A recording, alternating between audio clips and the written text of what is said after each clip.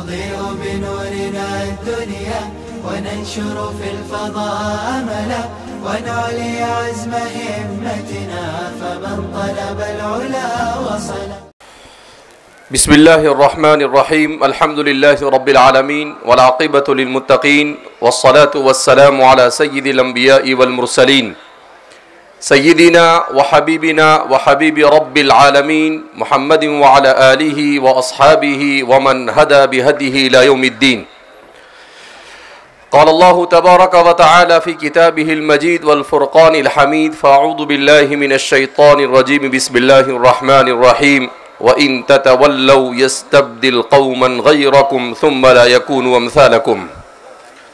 وقال تبارك وتعالى إن الله لا يغير ما بقوم حتى يغيروا ما بأنفسهم.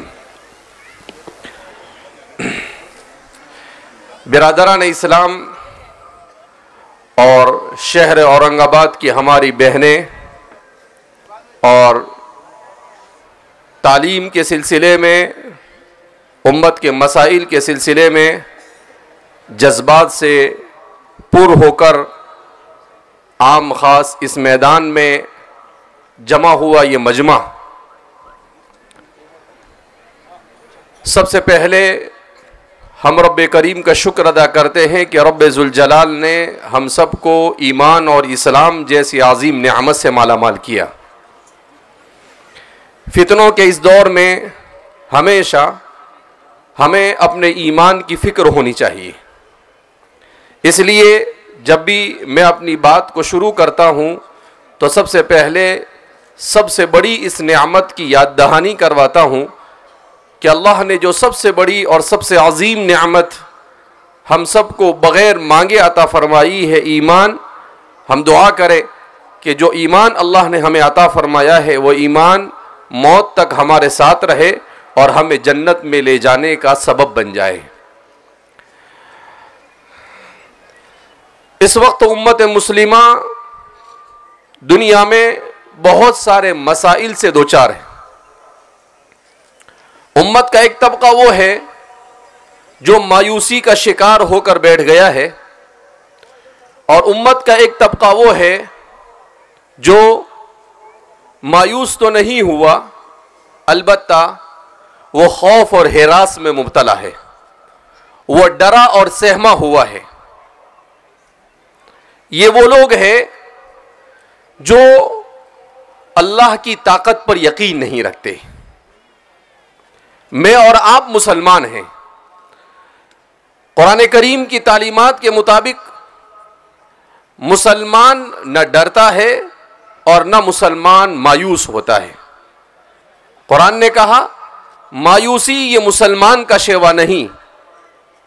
ला ययअसु मिर रौहिल्लाहि इल्लल कौमुल काफिरून, कि अल्लाह की रहमत से नाउम्मीद तो काफिर होता है, मोमिन नाउम्मीद नहीं होता है। लिहाजा सबसे पहले हमें अपने जहन में ये बात क्लियर करनी चाहिए कि हालात चाहे कितने ही नाजुक क्यों ना हो, कितने ही शदीद क्यों ना हो, तूफान चाहे कितना ही पुरखतर क्यों ना हो, मगर नाउम्मीदी को हमें अपने इर्द गिर्द भटकने नहीं देना है। दूसरा, हम मुसलमान हैं, हमें डरने की भी जरूरत नहीं। हजरत सहाबे किराम रिदवानुल्लाहि ताला अन्हुम अजमईन ग़ज़वे उहुद में जब थोड़ी सी परेशानी के साथ मदीना वापस आए तो मेंटली तौर पर हजरत सहाबा को डराने के लिए कुफार मक्का ने यह किया कि उन्हें यह पैगाम पहुंचा दो मदीना वालों को कि हम एक मर्तबा फिर जमा होकर तुमसे जंग करने के लिए आ रहे हैं। सहाबा को यह पैगाम पहुंचा, अभी तो जख्मों से चूर थे, 70 से ज्यादा सहाबा शहीद हो चुके थे। तो उन्होंने ये समझा कि हमारा ये पैगाम सुनकर शायद वो डर जाएंगे और मेंटली तौर पर डिस्टर्ब हो जाएंगे। मगर कुरान करीम ने हजरत सहाबा की कैफियत को बयान किया कि जैसे ही उनको ये पैगाम पहुंचा इस पैगाम ने सहाबा में खौफ और हिरास में मुब्तला करने के बजाय हजरत सहाबा के ईमान में इजाफा हो गया और वो फौरन तैयार हो गए। इसका मतलब क्या हुआ, चाहे कैसे ही हालात हो, हमें किसी भी सूरत में खौफ में मुब्तला होने की जरूरत नहीं। क्यों?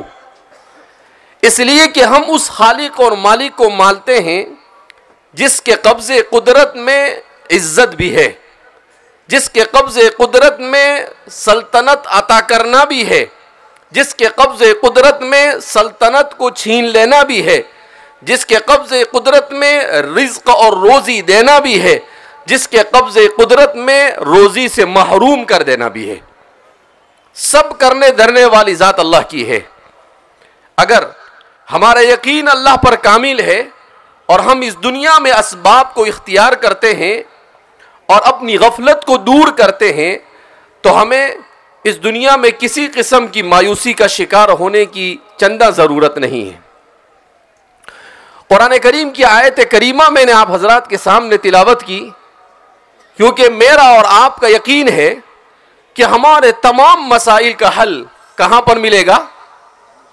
कहाँ मिलेगा? कुरान में। अरे भाई, हमारे मसाइल का हल कहाँ मिलेगा? कुरान में मिलेगा। तो कुरान करीम की आयत करीमा क्या कहती है?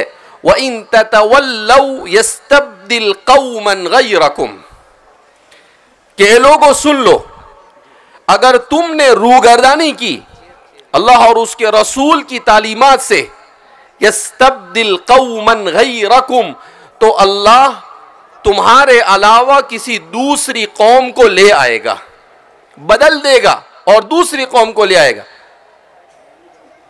और वो लोग तुम्हारी तरह गफलत का शिकार नहीं होंगे।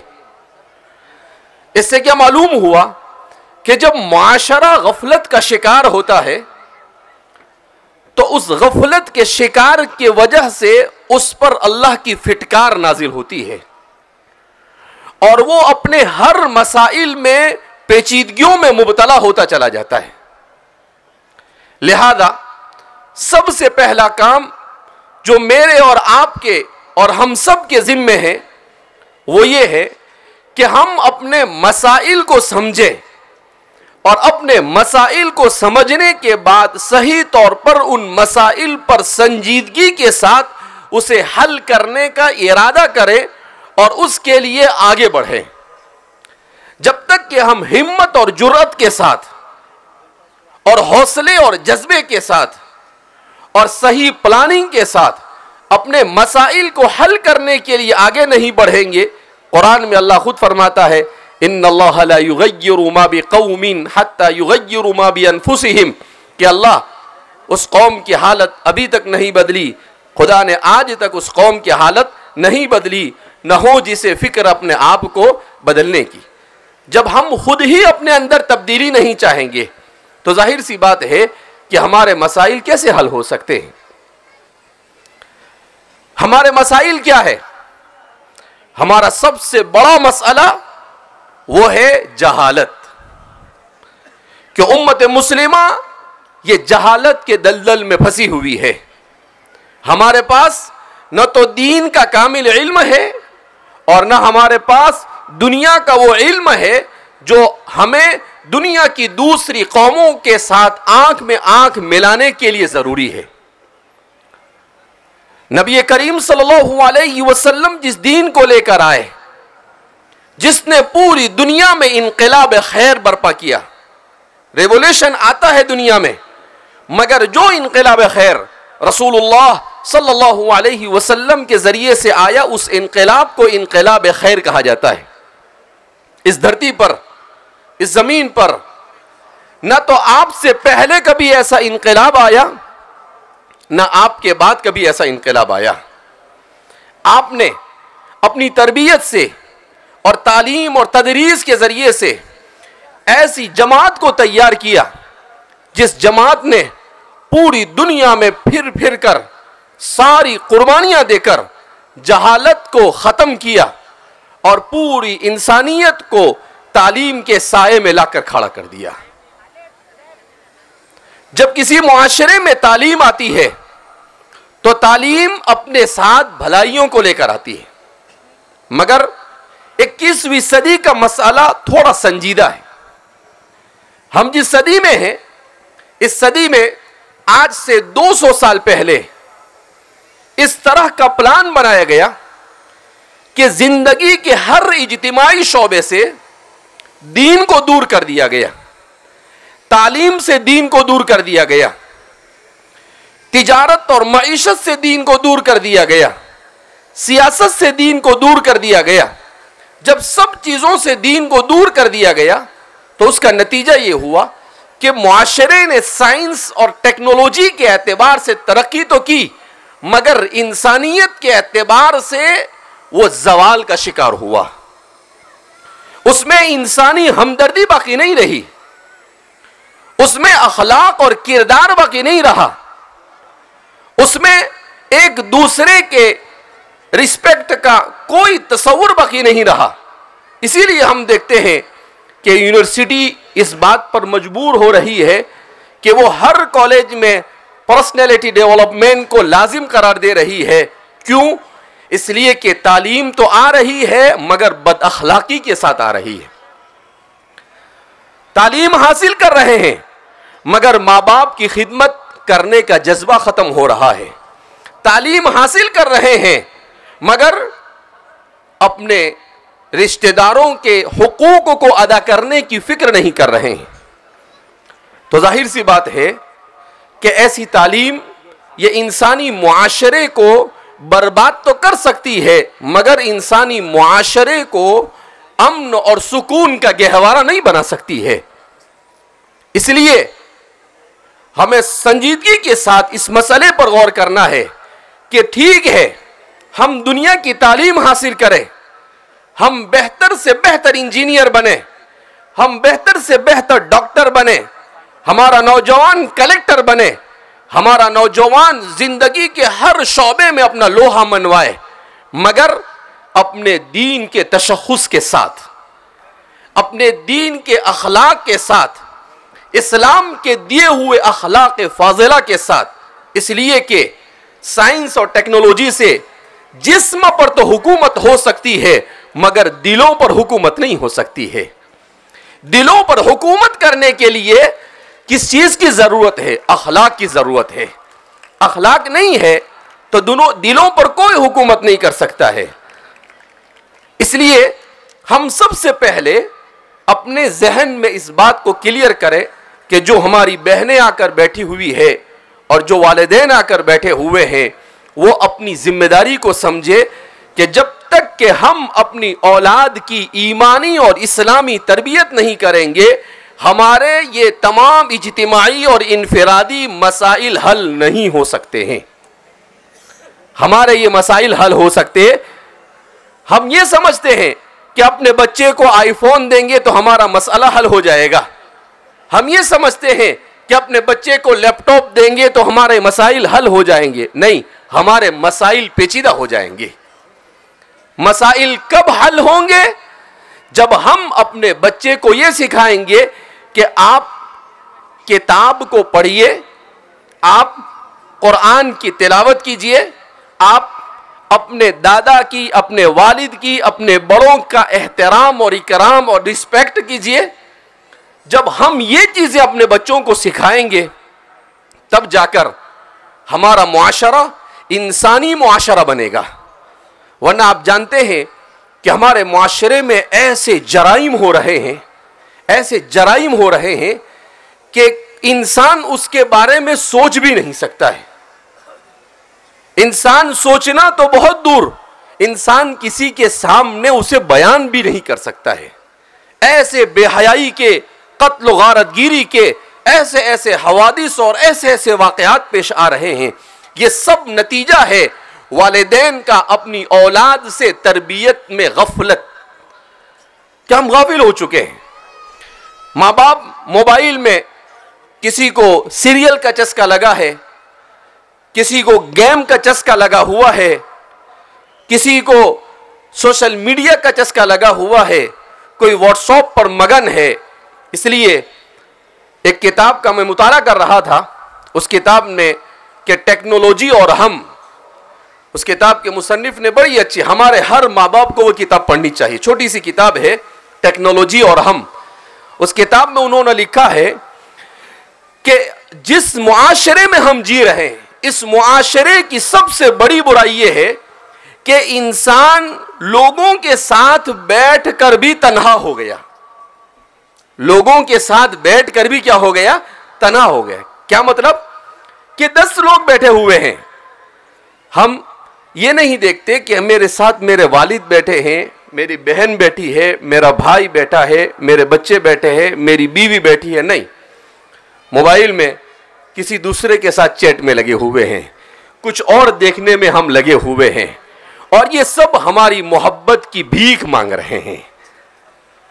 औलाद अपने वालिदैन से मोहब्बत की मोहताज हो गई, हमारे पास वक्त नहीं है उनको मोहब्बत देने के लिए। माँ बाप अपनी औलाद से ये चाहते हैं कि उनकी औलाद उनके साथ 2 बात करे, मगर वो भी मोबाइल में मस्त है। इसलिए कहते हैं कि फोन तो हमारे हाथों में स्मार्ट आ गया, मगर हम जो स्मार्ट थे तो स्मार्ट से निकलकर हम बेवकूफ बन गए।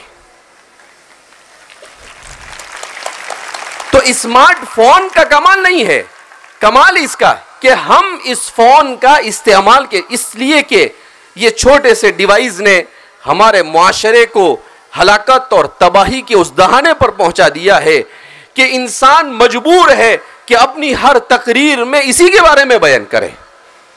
तो उसमें एक चीज ये लिखी, दूसरी चीज उन्होंने बड़ी अजीब लिखी कि साइंस और टेक्नोलॉजी ने हमें हमारा पीछा करना शुरू कर दिया।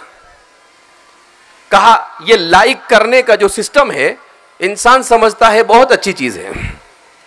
कहा नहीं, ये आपकी मेंटेलिटी को वॉच किया जा रहा है, उसकी निगरानी की जा रही है। आप जिस चीज को लाइक करेंगे, इंटरनेट के जरिए से उसी से रिलेटेड चीजों को आपके सामने लाकर रख दिया जाएगा, ताकि आप उसी चीज में मगन होकर अपने मकसद हयात को फरामोश कर दे। तो कहा इंसान के दिमाग को हाईजैक किया जा रहा है, उसके दिमाग पर कंट्रोल हासिल किया जा रहा है। कहा अगर यही सूरत हाल रही तो मुआशरा मजीद तबाही की तरफ बढ़ता चला जाएगा। इसलिए हमें अपने इन फिक्री मसाइल पर गौर करने की जरूरत है। तो हम सबसे पहला अपने इस मसले को हल करें कि अपनी औलाद की घरों में सही तरबियत करें, उनको घर में दीन सिखाए, खुद वालिदैन दीनदारी से अपने आप को आरास्ता करें। हमारा दूसरा सबसे बड़ा मसला वो क्या है कि हमारे नौजवानों में ड्रग्स आम हो रहा है। ताज्जुब होता है, छोटी छोटी उम्र होती है, 8 साल 10 साल के बच्चे हैं, और कोई कैसे ड्रग्स लेता है। कुछ दिनों पहले मुझे कुछ लोगों ने आकर बताया कि कोलगेट करते हैं, उस कोलगेट को जलाकर नशा किया जा रहा है। कहा कोई नशा कर रहा है, पंचर हो जाती है साइकिल तो उसकी जो ट्यूब होती है उसे जोर से सूंघ कर नशा कर रहा है। अजीब अजीब अंदाज में नशे किए जा रहे हैं हमारे माशरे में, जबकि अल्लाह के रसूल सल्लल्लाहु अलैहि वसल्लम ने नशे को उम्मुल खबाइस करार दिया कि अगर आदमी नशे की चीज का आदी बन जाता है तो वो तमाम के तमाम बुराइयों का मंबा और मलजा बन जाता है। फिर वो किसी चीज, कोई बुराई उससे बचती नहीं है, तमाम बुराइयों का इर्तिकाब करता है। अभी आज सुबह कल रात में एक मजमून पढ़ रहा था, मैंने सर को भी सुनाया कि एक हमारे किसी गैर मुस्लिम हिंदू भाई ने, केरला के हैं, उन्होंने आर्टिकल लिखा कि इस्लाम की तालीमात पर अगर अमल किया जाए तो दुनिया से 2300 करोड़ डॉलर में, जिसका हमने जब हिसाब लगाया तो 19 लाख करोड़ होता है। कहा ऐसे कारोबार किए जा रहे हैं जो इंसानी मुआशरे को बदअखलाकी और तबाही की तरफ ले जा रहे हैं। कहा गेम के जरिए से 50 बिलियन कंपनियां कमा रही है। किसके जरिए से? गेम होती है ना मोबाइल में, जिसको हम कुछ नहीं समझते हैं। और आप देखते होंगे यूट्यूब देखने वाले के बड़ी बड़ी पर्सनालिटी है और गेम को प्रमोट कर रही है। कहा रमी खेलिए, फलां खेलिए, कितनी बड़ी हमाकत की बात है। 2000 4000 ये सब बेवकूफ बनाने के धंधे हैं। कोई पैसे वैसे इतने आसानी से अगर इंसान को पैसे मिल जाते तो इंसान नौकरी करने के लिए इतनी तगोदो क्यों करता? ये कुछ लोगों को पैसे लेकर खड़ा कर दिया जाता है, कुछ लोगों को ऐसे ही शो के लिए इनाम दे दिया जाता है और फिर हमें एक ऐसी फजूल चीज में मशगूल कर दिया जाता है जिसका न तो दुनिया में कोई फायदा है न आखिरत में कोई फायदा है। इसलिए हम अपने बच्चों पर नजर रखें कि कहीं मेरा बच्चा गलत सोहबत का शिकार तो नहीं है, कहीं वो किसी गलत आदत में मुब्तला तो नहीं हो रहा है। मेरे भाइयों, दोस्तों, बुजुर्गों और मेरी बहनों, ये मोबाइल में अपनी सारी तवज्जो मरकूज कर कर हम अपनी नस्लों को तबाह कर रहे हैं। एक नस्ल नहीं, नस्लों को तबाह कर रहे हैं। इसलिए हम इस मसाइल पर गौर करें कि आखिर ऐसा क्यों। इसी तरीके से हमारे उम्मत का एक मसला यह है कि उम्मत मुस्लिमा, आप देखेंगे कि पूरी दुनिया तब्दील हो रही है, साफ सफाई का ख्याल किया जा रहा है, लेकिन सबसे ज्यादा गंदगी हमारे मोहल्लों में है। जबकि हम जिस दीन से ताल्लुक रखते हैं, इस दीन ने हमें क्या तालीम दी है? अन्नवाफतु शत्रुल ईमान, के पाकी आधा ईमान है। हर नमाज के वक्त वुजू का हुक्म दिया और आज सबसे ज्यादा गंदगी हमारे मोहल्लों में मिलती है, हमारे घरों में मिलती है। जब तक के माँ बाप इसका अवेयरनेस नहीं आएगा, उनमें बेदारी नहीं आएगी अपने घरों के अंदर में, वहां तक के हमारे माशरे से गंदगियां नहीं जाएगी। जब गंदगियां नहीं जाएगी तो बड़ी बड़ी बीमारियां वजूद में आएगी। तो इसलिए हम अपने नौजवानों पर तवज्जो दें, हम तालीम पर तवज्जो दें, अपनी तरबियत पर तवज्जो दें और अपने बच्चों पर पूरी नजर रखें। और साथ ही साथ हम इस चीज को भी अच्छे से देखें कि हमारे बच्चियों के लिए कौन से फील्ड मुनासिब है और हमारे बच्चों के लिए कौन से फील्ड मुनासिब है। हर तरह के अल्लाह ने मर्द और औरत दोनों को बनाया और हर एक के लिए काम करने के अलग अलग मैदान हैं। कल मैंने बड़ा अच्छा जुमला कहीं पर पढ़ा, मुझे बड़ा पसंद आया। कहा कि मगरिबी तहजीब ने मर्द और औरत को कंपटीशन में उतार दिया, जबकि इस्लाम ये कॉपरेशन सिखाता है। इस्लाम क्या सिखाता है? कि दोनों एक दूसरे के साथ मिलकर मसाइल को हल करें। मगर हर चीज में मर्द और औरत को कंपटीशन में उतार दिया गया, जिसकी वजह से हमारे बहुत सारे मसाइल हमारे मुआशरे में जन्म लेना शुरू हुए।